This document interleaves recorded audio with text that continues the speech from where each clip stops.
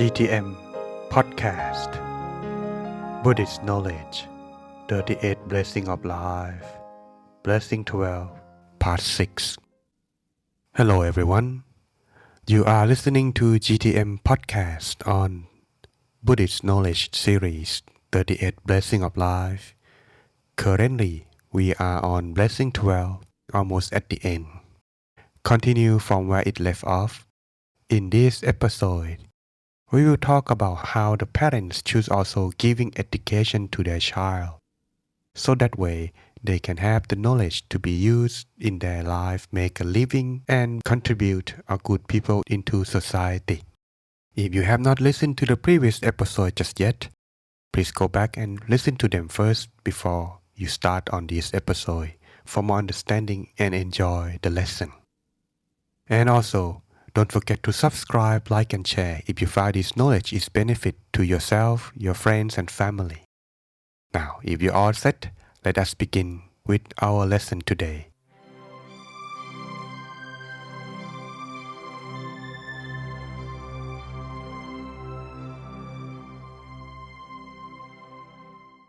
Giving your child an education. Education is the gateway to knowledge and wisdom for your child. If a child has the chance for a full education, then success will follow on the later life. Thus, parents should instill in their children the love of education and reading by 1. Choosing good books for your child. The same thing goes for books which children should read. Of course, the book most suitable for the child to read are the ones that children are too lazy to read. Children would usually like to read any sort of book of cartoons, manga, or book with no serious content instead. It is up to parents, therefore, to find ways to make useful books interesting to their children, such as getting the children to read such books aloud to their parents. 2. Choosing good teachers for your child means taking your child to study with monks or masters of secular subjects. Parents can also help their children by finding a good school for their children and special tuition. Children might also need their parents' help in learning how to split their time between study and play. In study time, children should study hard, and in free time, play hard as well. The problem with children's education is that all parents would like their children to be top of the class, which is common of course. They want their children to be accepted into the best school. Whether the child lives up to these expectations does not depend on their parents' wishes, however, but on two important factors: the child's past merits, like gifts and wise from birth, and his environment. The parents have their strongest influence on the second factor. In any case, the parents shouldn't expect too much from their child. Don't forget that childhood is short. Children cannot live by education alone. They must have time to play and need to have all sorts of experience of life, society, and community in order to fully develop their capabilities. Children should have the chance to develop in all areas. If children do well in their studies, they deserve praise from their parents. If children don't meet with much success in their studies, even though they have tried hard, there is no need to punish them or compare them with other children who have got better grades or marks, because it will undermine the child's self-confidence. No matter what result the child gets, parents should be proud of their children for their diligence at the very least. The parents should notice if their child is gifted in any particular way or has any special interest in art, music, or sports, for example. Parents should support their children in the things that take their interest in order to lead them to success, And even if they aren't the best of students, they will still be able to find happiness in life. Isn't that what we all want? Having provided worldly knowledge for their child, parents must complement it with knowledge of Dhamma as well. Where worldly knowledge looks after the body, knowledge of Dhamma cares for the mind. Dhamma, the food of the mind, helps to make children resilient towards problems and obstacles, never chickening out or bored by their own tasks. Dhamma brightens children's minds, giving them faith to develop their own virtue without end. Parents should introduce the 5 precepts to their children from an early age. Children should check for themselves each day whether their precepts are intact or not, point by point. Apart from keeping the precepts, parents should encourage their children to study Dhamma literature, be generous, perform chanting, and meditate on a regular basis. Every good son should also have the chance to ordain as a novice or a monk at some time during his education in order to have first-hand experience of the ideal Buddhist culture, or if you are Buddhism. Parents should always take the role of pointing out the applications of Dhamma knowledge in its connection with everyday life.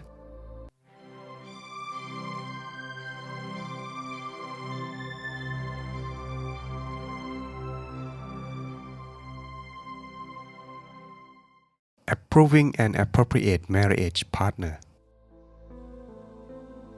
This might be quite different in some culture, especially the Westerner, as if giving all manner of basic needs and education is not enough. Children even expect parents to give free consultation when in doubt about who to marry. When one's children are fully educated and are well established in their careers, if they wish to marry, then parents have 2 important duties. Firstly, to finance their children's marriage, and secondly, to advise and take the final decision in their children's choice of spouse. Really, who your children marry is not the important issue. It is whether they have the 16 quality of a good friends, which already discussed on Blessing 2, up on which to build their own family. In fact, if as a parent, you can persuade your child not to marry, you will be giving them the biggest favor of all, because at best, the happiness of married life is only minuscule compared with all the suffering family life brings. One's opportunity to do good deeds is seriously curtailed by one's marriage.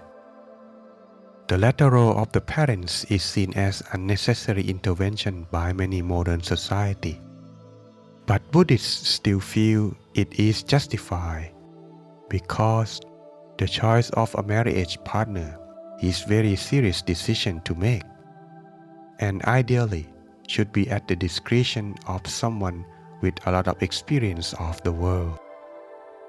It is not the job of the parents to act as the matchmaker, especially when one's child is still not sufficiently well educated or with enough work experience to look after themselves. Young people in love tend to see the world through rose-tinted spectacles, and inappropriate marriage might ruin the rest of couple's life. And it is why parents are called upon by Buddhists to make the final decision as to make marriage partner. The reason is because it is not a problem to find a good lover or a good wife, but to find a good mother for one's prospective family is much harder. Having hundreds of children is no problem. Even chickens can do it. But what to do to be a good parent? Because a parent must give knowledge, thoughts, and morality.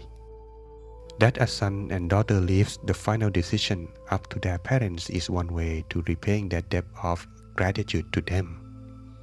In any case, however, parents should be lenient in their discretion, using as a rule of thumb, the partner who we don't like but our child loves is better than the partner we love but our child doesn't like.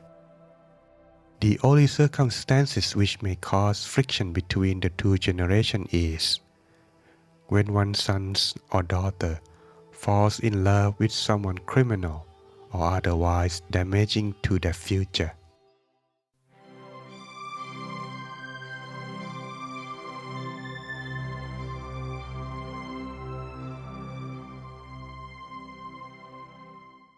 Passing on our legacy to your child.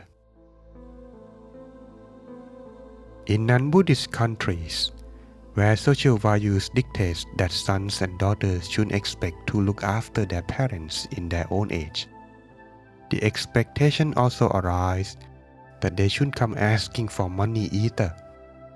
However, in Buddhist culture, there are reciprocal duties between parent and child, that the child does not become independent of their parents when adult. Looking after their parents when those parents are old also gives some meaning to the parent duty of passing on their legacy to their children before they die. However, the child's worthiness to receive the legacy certainly depends on their ability to have nothing to do with any of the 6 roads to ruin.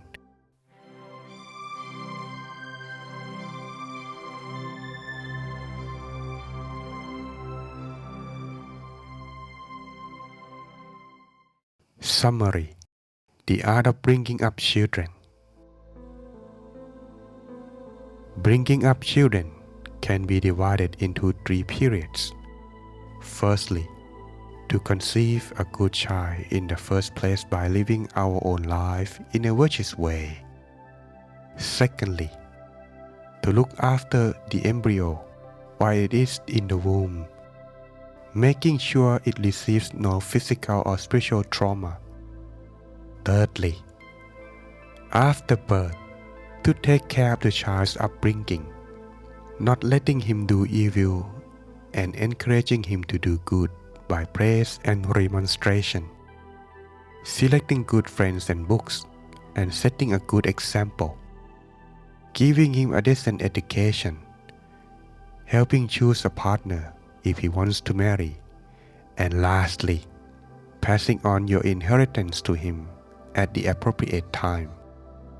Finally, 1.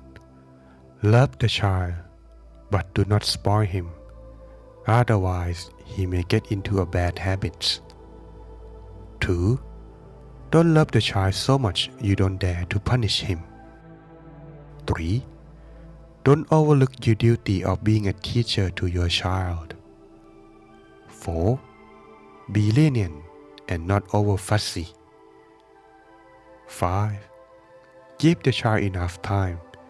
No matter how busy you are, you must try to find time for him, or you will regret it later. 6. Scold immediately when seeing the child doing something wrong. However, be reasonable and do not lose your temper. Praise him when he does something good to encourage him to keep on doing good things. 7. Train the child to work from an early age. Don't let him sit idle. Don't help him with what a child of his age should be able to do. Teach him to depend on himself as much as possible. 8. Giving food, clothing, shelter, and medicine is not enough. Parents must give their child Dhamma too. That's everyone. This is how we should do in giving our child education, help finding the appropriate marriage partner, and passing on our legacy as the thing that we can do for our children before we left this world. We will continue for more understanding in the next episode. illustrative example which will tell the story that can give you the idea of how can you raise your child or children to be a good person to themselves and society. If you like this program and its benefit to you, don't forget to subscribe, like and share, which are available on Apple Podcasts, Spotify, and YouTube channel Great Teaching Monk.